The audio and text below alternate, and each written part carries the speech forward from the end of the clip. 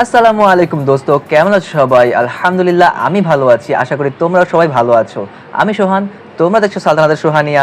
আমার এই ছোট্ট রাজ্যে তোমাদের সবাইকে জানাচ্ছি স্বাগতম এবং আন্তরিক ভালোবাসা। তো ঘটনাটা হচ্ছে ঈদের আগের দিনের। ঈদের আগের দিন এবার ঈদ পালনের জন্য আমরা যাই কুমিল্লার উদ্দেশ্যে, অর্থাৎ আমাদের গ্রামের বাড়ির উদ্দেশ্যে। আর এবারের ছুটি তো জানোই যে তোমরা 5 তারিখ থেকে ছুটি দেওয়া হয়েছে, যার জন্য আমরা আবার 2 দিন এক্সট্রা কাজও করেছি অফিসে। তো ছুটিটা ভালো মতোই কাটানোর জন্য গ্রামের বাড়ির উদ্দেশ্যে রওনা দিলাম। আর ঈদের আগের দিন যাওয়ার কারণটা হচ্ছে কিছু কাজ ছিল যেটা অফিসের কাজের জন্য করতে পারছিলাম না, তাই ওই 2 দিন হাতের সময়টা নিয়ে সেই কাজগুলো করে বাড়ির উদ্দেশ্যে রওনা দিলাম। প্রতিবার আমরা বাড়িতে যাওয়ার সময় খুব ভোরে রওনা দিয়ে ফেলি। খুব ভোরে বলতে কিন্তু এমনটাই বোঝায় যে ফজরের পরপরই রওনা দিয়ে ফেলি, যাতে করে জ্যামের কবলে না পড়তে হয় আর খুব দ্রুত সহি সালামতে বাড়িতে পৌঁছতে পারি। কিন্তু এবার আমাদের প্ল্যানটা একটু অন্যরকম ছিল। আমাদের প্ল্যান ছিল যে আমরা এবার একটু দেরি করে বের হব। একটু দেরি বলতে একটু দেরি, যেমনটা 6:30 বা 7টার দিকে, কারণ আমাদের ইচ্ছা ছিল এবার আমরা মেট্রোতে যাব। তো সেই অনুযায়ী আমরা সকাল সকাল উঠি, কিন্তু তারপরও আমরা একটু ওয়েট করে আলো হওয়া পর্যন্ত ওয়েট করি। তারপর এখান থেকে বের হই এবং বের হয়ে মেট্রোর উদ্দেশ্যে রওনা দিই। মেট্রো স্টেশন আমাদের বাসার কাছ থেকে সেটা হচ্ছে মিরপুর 10। তো আমরা মিরপুর 10-এ এখান থেকে পৌঁছই এবং পৌঁছে দেখি যে মেট্রো স্টেশন তখনও খোলেনি। আশেপাশে দু একটা হকারের দোকান বসেছে। তো আমরা ভাবলাম যে হয়তো এখনও সময় হয়নি, তাই খোলেনি। তো কাউকে না কাউকে জিজ্ঞাসা তো করতে হতো যে কখন খুলবে, কারণ এতটা ভোরে আমরা কখনো মেট্রোর দিকে যাইনি। আর যেহেতু ঈদের আগের দিন, তোমরা জানো যে ঈদের আগের দিন ছিল হচ্ছে শুক্রবার, তা আমরা এত কিছু ভাবিনি যে কোনো কিছু হতে পারে। জিজ্ঞাসা করলাম এক হকারকে যে মেট্রো কখন খুলবে। তো উনি বলল আজকে তো শুক্রবার, আজকে মেট্রো এখন খুলবে না, মেট্রো খুলবে হচ্ছে দুপুরের পর। এটা আমাদের জানা ছিল না। তো এটা একটা প্রথম ধাক্কা ছিল আমাদের। সেখান থেকে আমরা মেট্রোতে না গিয়ে একটা অন্য উপায় খোঁজা শুরু করলাম যে কী করব। তো হঠাৎ করেই যখন এরকম একটা পরিস্থিতিতে পড়ি যে প্ল্যান অনুযায়ী কাজটা হচ্ছে না, তখন কিন্তু ঘাবড়ে যেতে হয়। আর পরিবার সমেত যদি যাওয়া হয় তখন তো আরও বেশি ঝামেলার ব্যাপার। মিরপুর 10 থেকে মেট্রোতে উঠলে আমরা গিয়ে নামতাম হয়তো একেবারে শেষ মাথায়, অর্থাৎ মতিঝিলে। আর মতিঝিল নেমে আমরা সেখান থেকে একটা রিক্সা বা অটো নিয়ে চলে যেতাম সায়দাবাদে। আর সায়দাবাদ থেকে এশিয়া লাইনের অনেক বাসই যায় কুমিল্লায়, সেখান থেকে আমরা সেই এশিয়ার একটা যে কোনো বাসে উঠে চলে যেতাম কুমিল্লায়। ও, তার আগে বলে নেই, আমার গ্রামের বাড়ি কিন্তু কুমিল্লার চান্দিনাতে। তো আমরা সবসময় প্রেফার করি যাতে সায়দাবাদ থেকেই যাওয়া যায়। তো এবার তো প্ল্যান কাজ করলো না যে মেট্রোতে যাওয়া হবে। তো তখন ভাবলাম যে এবার সিএনজিতে যাই, যেহেতু ফ্যামিলির সবাইকে নিয়ে যাচ্ছি আর ব্যাগ ট্যাগ হাতে রয়েছে, ঝামেলা না করি। তো এক সিএনজিওয়ালাকে জিজ্ঞাসা করলাম, মামা সায়দাবাদ যাবা? তো উনি বললো হ্যাঁ যাবো। তো আমি বললাম কত? বলে যে 500 টাকা। তো আমি ভাবলাম যে ঈদের সময় হয়তো 300 সাড়ে 300 ভাড়া চাইতেই পারে উনি, 400 450 পর্যন্তও চাইতে পারে, 500 বললো। আমি ভাবলাম যে রাস্তাটা পার হয়ে যাই, গিয়ে দেখি আর একজনকে জিজ্ঞাসা করি, হয়তো কমে যেতেও পারি। তো রাস্তা পার হয়ে গিয়ে জিজ্ঞাসা করলাম আরেকজনকে, উনি বলতেছে 600 টাকা। না, ভালো, 100 টাকা বাড়লো। আমি আরেকজনকে জিজ্ঞাসা করলাম, উনি বলছে 700 টাকা। ব্যাপার তো ভালোই খুব, যে ঈদের সময় একজন থেকে একজন, আবার এমন না যে সবাইকে জিজ্ঞাসা করছি যে তারা পাশাপাশি দাঁড়ানো, যে শুনে শুনে বলছে যে ও 500 বলছে, 600 বলছে, এ 700 বলছে, এমন না কিন্তু। তো আরেকজনকে জিজ্ঞাসা করলাম, উনি বলতেছে 800 টাকা। আমরা দেখছি এটা খেলার মতো হয়ে গেল যে কী রে ভাই, এমন হচ্ছে কেন? 500 থেকে শুরু করে 800 পর্যন্ত সিরিয়ালি আসলো। এইবার চিন্তা করলাম আর লাস্ট একজনকে জিজ্ঞাসা করি। তো সামনে একটু দূরে গিয়ে একজনকে জিজ্ঞাসা করলাম, মামা সায়দাবাদ যাবা কত নিবা? তো উনি বলতেছে যে 1000 নিব। আমি একটা মুচকি হাসি দিয়ে ভাবলাম আজকে নিশ্চয়ই ভাগ্যটা এতটা খারাপ যে যেটা চিন্তা করে আসলাম সেটা তো হলো না, এখন যেটা চিন্তা করলাম সেটাও হচ্ছে না। তো একটু মনে কষ্টই লাগলো যে কিভাবে যাব এখন। বাস অ্যাভেলেবেল আছে, তো চিন্তা করলাম যে কি করি, বাসেই উঠি। বাসের ভাড়া কিন্তু বেশি না, এখান থেকে ভাড়া হচ্ছে 35 থেকে, হ্যাঁ 30 থেকে 35 টাকাই। ঈদের সময় ওরা হয়তো বা অনেক সময় 40 টাকা বা 50 টাকা করে রাখে পার পারসন। তো বাসে উঠে বসার পর শুনছি ওরা ডাকছে যে সায়দাবাদ যাত্রাবাড়ি 100, সায়দাবাদ যাত্রাবাড়ি 100।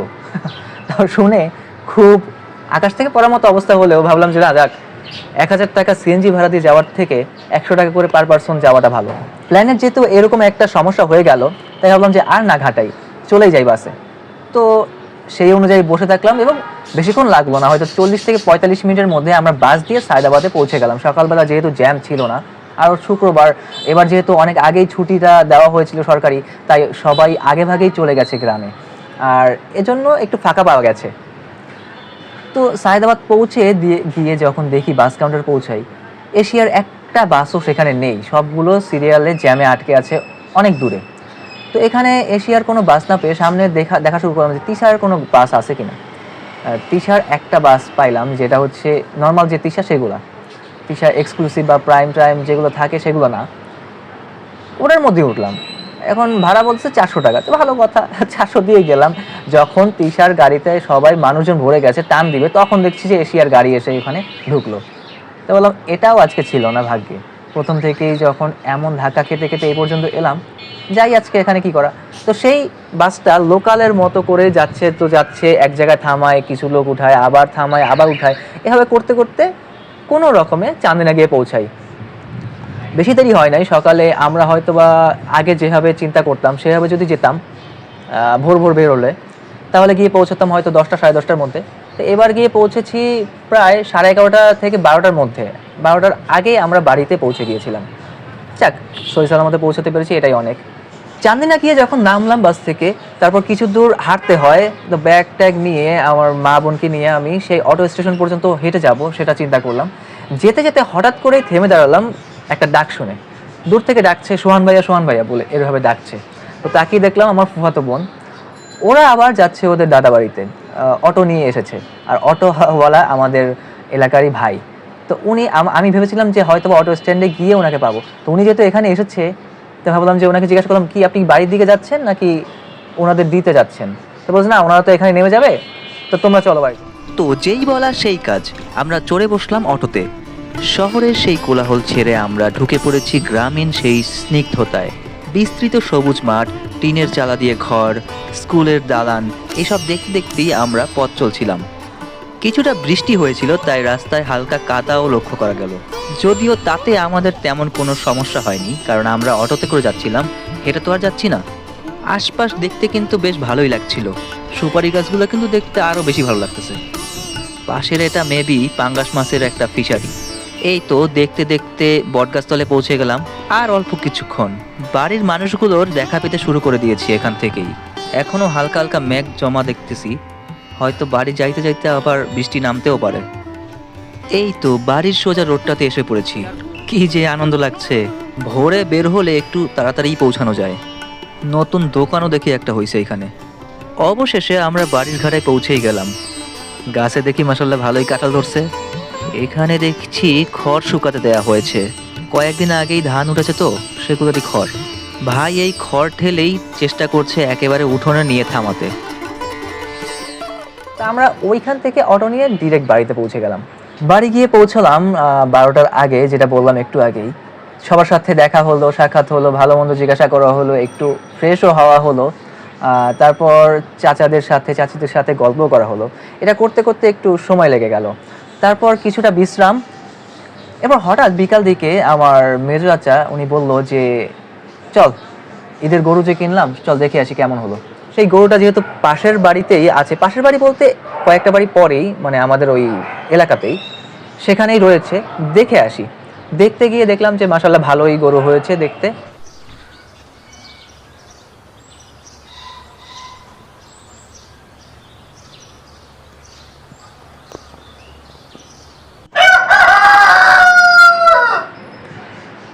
প্রায় প্রতিবারই আমরা যখন গরু কিনি, তা কিনি হচ্ছে কোনো না কোনো বাড়ি থেকে।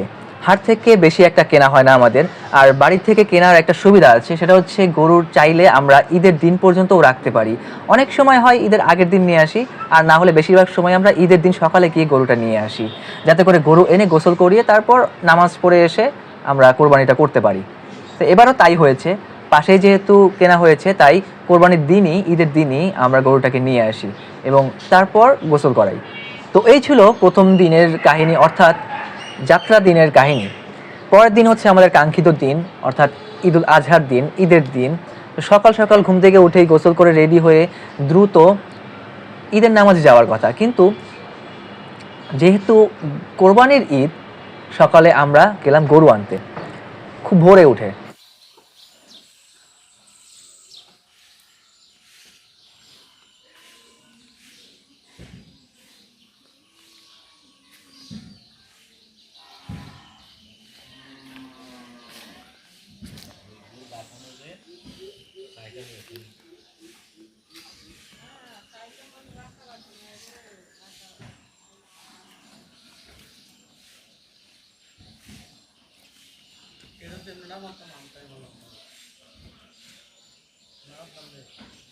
গরু আনতে যেটুকু সময় লাগলো, তারপর এসে আমরা চলে গেলাম হচ্ছে গোসল করতে। গোসল করে টোরে তারপর চলে গেলাম আমরা ঈদগাহে।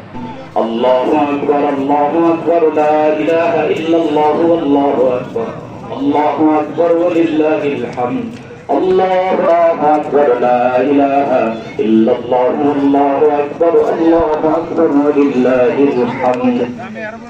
ঈদগাহে গিয়ে নামাজ পড়ার পর আমরা সেখান থেকে বাড়ি ফিরলাম এবং ফেরার পর যথারীতি আমরা কোরবানিটা করি।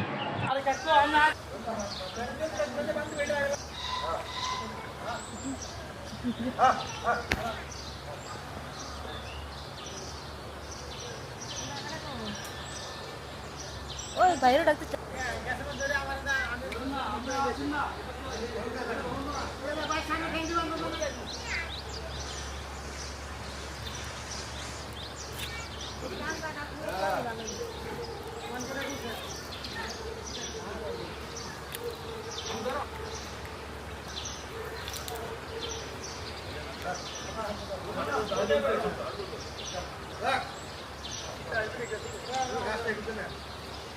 তুমি আমি পিঠা কি কান না তোমার না ভাইয়ের না আমরা দুজনের নাম তিনজনের নাকি তোমার আমরা তিনজনের দুজনের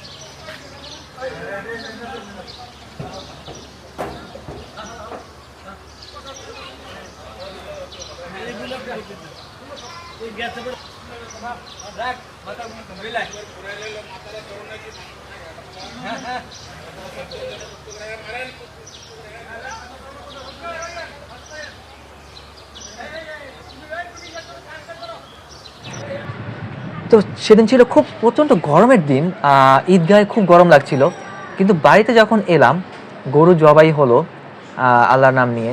তারপর হচ্ছে আমরা তো এবার মাংস বা চামড়া ছাড়ানোর পর মাংস কাটাকাটি করব। আস্তে ধীরে মেঘ হতে শুরু করলো এবং একটু পরেই ঝুম বৃষ্টি নেমে গেল। আর আমরা সেই বৃষ্টির মধ্যেই কাটাকাটি করলাম। হয়তো আমাদের ওপর দিয়ে ছাউনি দিয়ে আমরা তৈরি করে নিয়েছিলাম জায়গাটা, বেশি সমস্যা হয়নি। তবে আমি কোনায় দাঁড়িয়ে, কারণ আমাকে দিয়েছিল হচ্ছে রানগুলো ছাড়ানোর জন্য, রানগুলো কেটে দিয়ে ঝুলিয়ে দিয়েছিল যাতে ওইখান থেকে আমি মাংসগুলো ছাড়াতে পারি। সেটা ছিল আমার কাজ এবারের। প্রায় গত কয়েকবার ধরেই আমি এই কাজটা করছি। তো 4টা রানই আমি একা ছাড়িয়েছিলাম এবারও। তো সেটা ছিল হচ্ছে গাছের সাথে লটকিয়ে দিয়েছিল আর কি। তো গাছটা যেহেতু কোনায় পড়েছে সেটার উপর দিয়ে ছাউনিটা পড়েনি, এজন্য আমার একটু অসুবিধা হচ্ছিল যে বৃষ্টির পানি আমায় পেয়ে যাচ্ছিল, আমার কাটতে একটু অসুবিধা হচ্ছিল। আর বৃষ্টি এমনই বৃষ্টি হয়েছে যে সব জায়গায় পানি পানি হয়ে গেছিল একদম।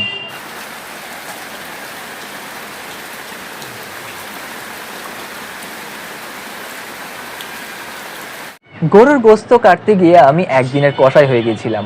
পাকাপোক্ত কষাই বলা যাবে না, কারণ আমি বুঝতেই পারছিলাম না কি করছি আমি। আবার দেখছি যে মাংস কাটতে পারছি না। এমন সময় বৃষ্টির মধ্যে দাঁড়িয়ে মাংসের মধ্যে যতই আমি ছুরি চালাই না কেন, মাংসটা কেমন যেন পিছলে যাচ্ছিল। পরে গিয়ে বুঝতে পারলাম যে ছুরির ধারটা কমে গেছে। আর এর জন্য আমার প্রথম 2টো রান ছাড়াতে যে সময়টা লেগেছে সেটাই কিন্তু এনাফ ছিল। পরে 2টো রান ছাড়াতে কিন্তু আমার বেশি সময় লাগেনি, কারণ আমি জানি যে ধার ছিল না। পরে ধার দিয়ে তারপর যখন কাটলাম দেখলাম যে খুব দ্রুত হয়ে গেল।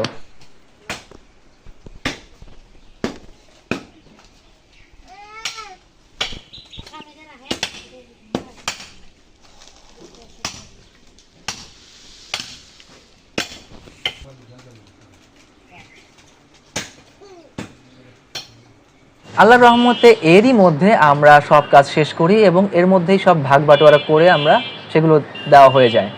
তো ওই দিনটা একটু ঝামেলার মধ্যে থাকলেও খুব আনন্দের দিনই ছিল এবারের মতো। প্রবলেমের এখানেই শেষ নয়, প্রবলেমটা শুরু হয়েছে এর পর দিন থেকে, অর্থাৎ ঈদের পর দিন থেকে। যখন গিয়েছিলাম তখন কিন্তু এতটা ঝামেলা হয়নি, অর্থাৎ বলছি যেটা, যে কারেন্ট থাকছে না বাড়িতে। কারেন্ট না থাকায় কি হয়েছে, যে ফ্রিজে আমাদের জন্য যে মাংসটা রাখা হয়েছে সেগুলো জমছে না ঠিক মতো, বরফ গলে যাচ্ছে। বারবার কারেন্ট না থাকায় ফ্রিজ ঠান্ডা করতে পারছে না বা বরফ জমাতে পারছে না। আর বরফ যদি না জমে মাংসটা নষ্ট হয়ে যাওয়ার সম্ভাবনা থাকে। তো সেটাই হয়েছে, আমরা সেদিন কিছু বলিনি। পরের দিনও ওই একই অবস্থা, যে কারেন্ট বারবার আসছে যাচ্ছে এই করতে করতে, আর তীব্র গরম, এর মধ্যে ফ্রিজ অকার্যকর হয়ে গেল। 3 নম্বর দিন গিয়ে আমরা এটা দেখে ভাবলাম যে কী করা যায়। তখন বড় ফুফুর বাসা থেকে ফোন এলো, আর বড় ফুফা বললেন যে কিরে তোরা এখানে যদি কষ্ট করিস, জানিস তো আমার বাসায় ফ্রিজ আছে, আমার বাসায় দিয়ে যা। বড় ফুফুরা থাকে হচ্ছে কুমিল্লা শহরে, তো সেখানে গিয়ে দিয়ে আসাটা একটু দূরবর্তী হলেও তো প্ল্যানটা হলো যে আমরা ওখানে গিয়ে দিয়ে আসবো।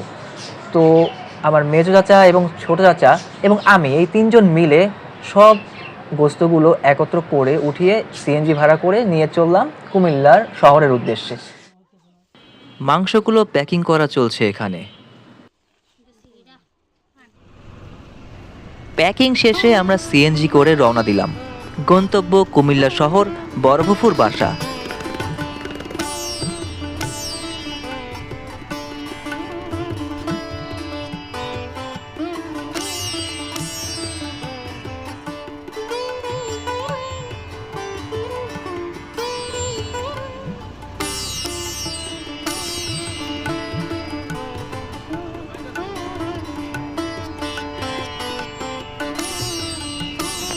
মাঠঘাট পেরিয়ে আমরা বহুদূর চলে এসেছি। সন্ধ্যা এই নামলো বলেই অন্ধকার হতে শুরু করেছে এখনই। অনেকটা এগিয়ে এসে আমরা এখন একটু বিরতি নিলাম, কিছু খেয়ে নিতে যাচ্ছি আর কি। আমরা আরও অনেকটা পথ যেতে হবে, যাব গিয়ে মাংসগুলো রাখবো, আবার ব্যাক করব আমরা। তাতে মনে হচ্ছে অনেকটা রাত হয়ে যাবে, তাই হালকা পাতলা কিছু খেয়ে নিচ্ছি। খাওয়া শেষে আবার রওনা দিলাম আমরা, কিন্তু ইতোমধ্যে কিন্তু অন্ধকার ঘনিয়ে এসেছে। অনেকটা কাছাকাছি পৌঁছে গেছি বড় ফুফুর বাসার।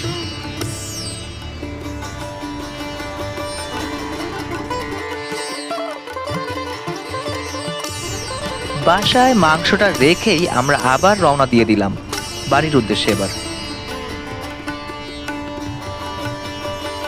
পথে আবারও একটু থামলো চাচ্চু, যাতে করে আবার কিছু স্ন্যাক্স নিয়ে গাড়িতে উঠতে পারে। তারপর আবার শুরু হলো পথ চলা।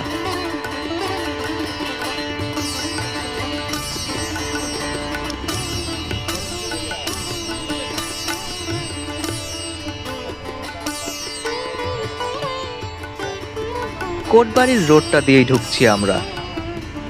সামনে কুমিল্লা ক্যান্টনমেন্টের গেট, তারপর বার্ডের গেট, এগুলো দেখতে দেখতে যেতে পারবো আমরা। আর সেই সাথে রয়েছে ঘন জঙ্গলে ভরপুর পাহাড়ি এলাকাটা, যেখানটার বাতাসটা না খুবই নির্মল।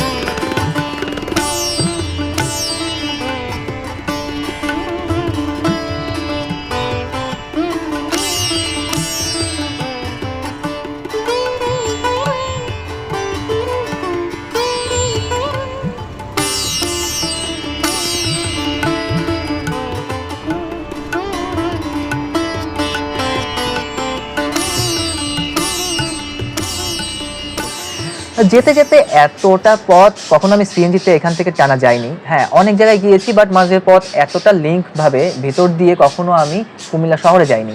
গিয়েছি direct by road, main road, অর্থাৎ কুমিল্লার যে চান্দিনার যে শহরের স্টেশনে, সেখান থেকে হয়তো বাসে গিয়েছি কুমিল্লায়, কিন্তু কখনো ভিতরে বাড়ির উপর দিয়ে কুমিল্লা পর্যন্ত যাওয়া এটা কখনো যাইনি সিএনজিতে। তো এই যেতে যেতে এবার গ্রামের এতটা সুন্দর রূপ আমি দেখলাম। আর সব থেকে ভালো কথা হলো সন্ধ্যা নেমে গিয়েছিল, বাতাস খুব ভালো মতো পাচ্ছিলাম সেখানে, আর দেখতে দেখতে চোখটা জুড়িয়ে যাচ্ছিল। সামনে গিয়ে যখন উঠলাম তখন চিনতে পারলাম যে আমরা এমন জায়গাতে বেরোচ্ছি, সেটা হচ্ছে বার্ডের সামনে দিয়ে, কুমিল্লা বার্ড সেনানিবাসের মাঝখান দিয়ে প্রায় ওখান থেকে বের হয়েছি। একটা পুরনো স্মৃতি জাগ্রত হলো। আমি কিন্তু কুমিল্লায় শহরে এর আগে অনেকবার গিয়েছি, আর একবার গিয়েছিলাম আমার এক বন্ধুর বাড়িতে। তো ওদের বাড়িতে যখন গিয়েছিলাম তখন ওর সাথে এদিক ওদিক অনেক জায়গায় ঘুরেছিলাম।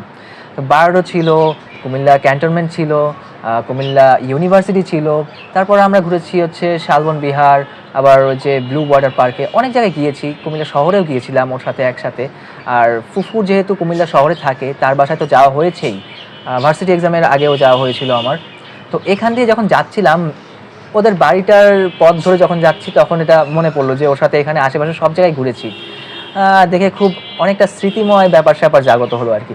তো এখান থেকে যখন গেলাম, গিয়ে আমাদের পৌঁছতে হয়ে গেল রাত প্রায় 8টা 5 বা 10 বেজে গেছে কুমিল্লা শহরে পৌঁছতে, অর্থাৎ ফুফুর বাসায় পৌঁছতে। তো সেখানে পৌঁছে আমরা বস্তুগুলো রেখেই ঠিক 10 থেকে 15 মিনিট পরেই আবার বেরিয়ে পড়লাম, কারণ অনেকটা রাত হয়ে গেছে। তো সিএনজিওয়ালা আমাদের সেখান থেকে নিয়ে আবার বাড়ির উদ্দেশ্যে রওনা দিল। আবার সেই একই পথ, একই আবহাওয়া, খুব একটা পাহাড়ি পাহাড়ি ভাব আসছিল।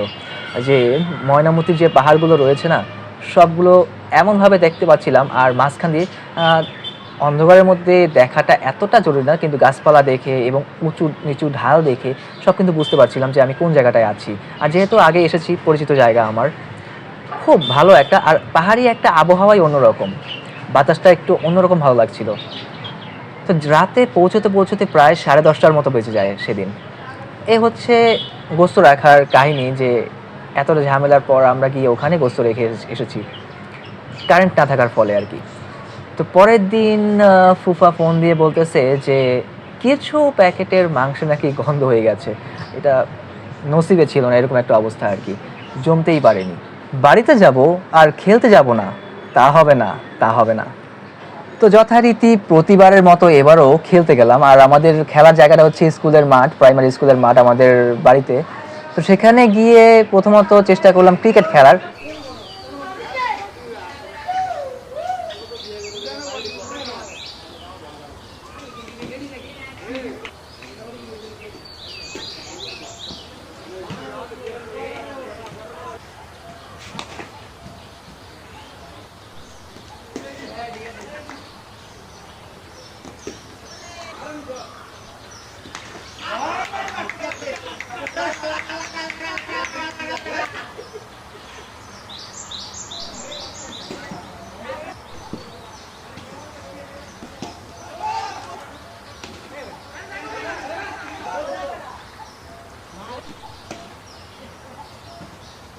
তো ক্রিকেট খেলতে নামলাম, খেলাটা ঠিক জমলো না।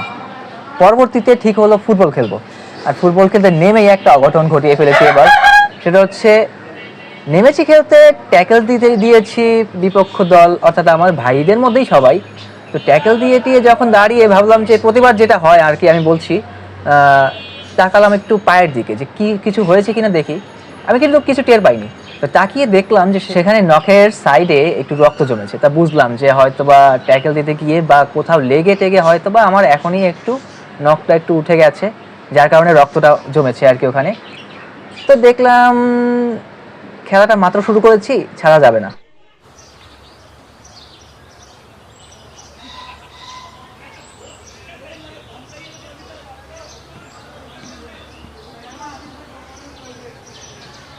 কলের কাছে গিয়ে পাটাকে ধুয়ে আবার নামলাম খেলতে। আর খেলতে খেলতে এক পর্যায়ে দেখলাম যে রক্তটা জমে গেছে সাইড দিয়ে, একটু পর বের হতে হতে হয়তো জমে গেছে।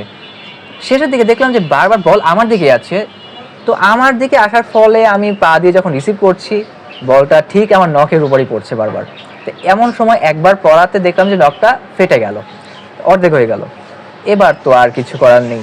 এবার আমি আস্তে ধীরে খেলে টেলে যখন বললাম যে আর খেলতে পারছি না, পাটা ধুয়ে উঠে চলে গেলাম বাড়ি থেকে। আবার আর এক অবস্থা, যে দাদি যদি জানতে পারে যে আমার পায়ের নখটা এভাবে হয়েছে, তাহলে কিন্তু আমাকে খুব বকবে। আম্মুকে গিয়ে আস্তে আস্তে বললাম যে পায়ে কিন্তু এই অবস্থা হয়েছে, এখন কি করা যায়। তা আম্মু গিয়ে আমার পায়ের জন্য একটু হলুদ এনে দিল। পরবর্তীতে দেখতে পেলাম যে দাদি সবটাই জানতো। আমার ফুফাতো ছোট বোন ও সব শুনেছিল, তাই দাদিকে গিয়ে বলে দিয়েছে। আর দাদি যখন জানতে পারলো, রাত্রে এসে আমরা যখন ফিরে এলাম, ওই নখের অবস্থা নিয়েই কিন্তু কুমিল্লাতে গিয়েছিলাম গোস্ত রাখার জন্য। তো সেখান থেকে ফেরার পরে দাদি বলতেছে, যে মজা করে বলতেছে যে দেখি কোথায় ভাঙছে তোর, কোথায় কি হয়েছে দেখি, আমি আর একটু পাড়া দিয়ে দেই। তো মজা করে বলা যেটা। পরে বললো যে হলুদ লবণ এটা মিশিয়ে আর কি যেন মিশিয়ে একটু গরম করে তারপর পায়ে লাগিয়ে দিতে। তো সেটা আম্মু করে দিয়ে লাগিয়ে দিয়েছিল। রাত্রে সারা রাত ওভাবেই ছিল। সকালবেলা তো আমরা চলে এসেছিলাম ঢাকাতে, আর ওইভাবেই একটু তার উপর দিয়ে একটু কাপড় পেঁচিয়ে নিয়েছিলাম, যাতে মুজো পড়তে কোথাও যেন না আটকায়। এভাবেই চলে এসেছি। এখন আস্তে ধীরে নখটা ঠিক হয়ে গেছে আল্লাহর রহমতে। তো এই যে হলো 3 থেকে 4 দিন আমরা সেখানে ছিলাম, তারপর আমরা ঢাকায় ব্যাক করি।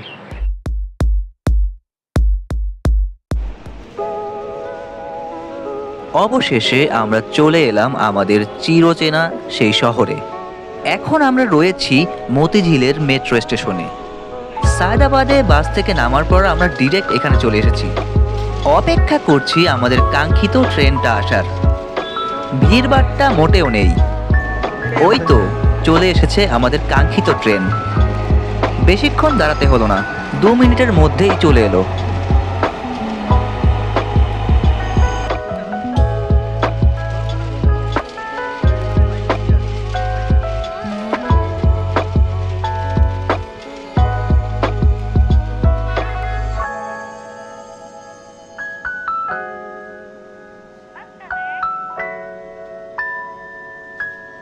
দরজা খোলার সাথে সাথেই আমরা দ্রুত উঠছি যাতে করে আমরা বসতে পারি। হেঁটে আরেকটু সামনে চলে গেলাম যেহেতু সবগুলো সিটি ফাঁকা। এখনো ঈদের ছুটি শেষ হয়নি আর তাই মানুষজনও ঢাকায় এখনো ভিড় করেনি। তারই সুবাদে আমরা এত আরামসে যেতে পারছি। অন্যরকমই মনে হচ্ছে। যে ট্রেন সব সময় গাদাগাদি ঠাসাঠাসিতে ভরে থাকে সেই ট্রেন আজকে একদম শূন্য প্রায়। মানুষ আছে কিন্তু খুবই কম। যেহেতু ট্রেনের পথ চলা শুরু হয়ে গেছে সেহেতু মনে করছি আর বেশিক্ষণ লাগবে না পৌঁছতে আমাদের। সো এবার দেখতে দেখতেই সময়টা পার করে দেই।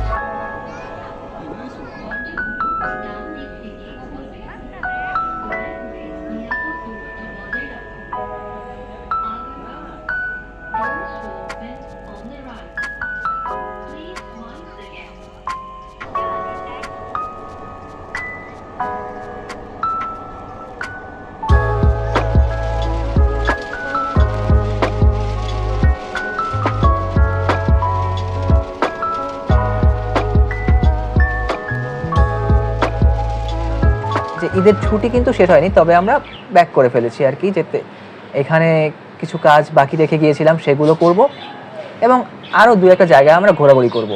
তো এই ছিল এবারের ঈদের কাহিনী, বাড়িতে ঘোরার কাহিনী।